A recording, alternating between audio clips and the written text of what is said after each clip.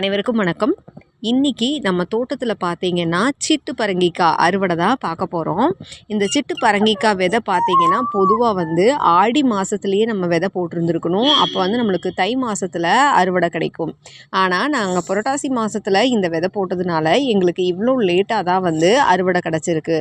இப்போ என்ன மாதம் அப்படின்னு பார்த்தீங்கன்னா இது மாசி மாதம். இப்போ தான் நான் அறுவடை பண்ணுறேன்.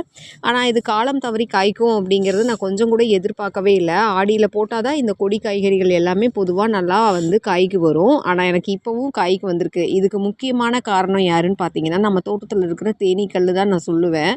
இது ஒரே செடி தான். இந்த ஒரு செடியில் 26 காய் எங்களுக்கு அறுவடை கிடச்சிருக்குது. கண்டிப்பாக இது மிக சிறப்பானது ஒரு அறுவடை அப்படின்னு தான் சொல்லணும். பாருங்கள் எவ்வளோ காய்கள் கிடச்சிருக்குதுன்னு சொல்லிட்டு.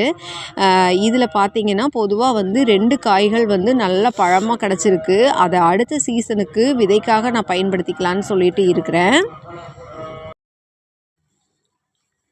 இது நம்ம தோட்டத்தில் இருக்கக்கூடிய தீவன பயிர்கள் பாருங்கள் நல்லா வளர்ந்துருக்கு. அப்படியே அறுவடையை முடிச்சுட்டு வீட்டுக்கு கிளம்பியாச்சுங்க. எங்களுக்கு இன்றைக்கி கிடைச்ச அறுவடை எப்படி இருக்குதுன்னு சொல்லிட்டு கண்டிப்பாக கமெண்ட் பண்ணுங்கள்.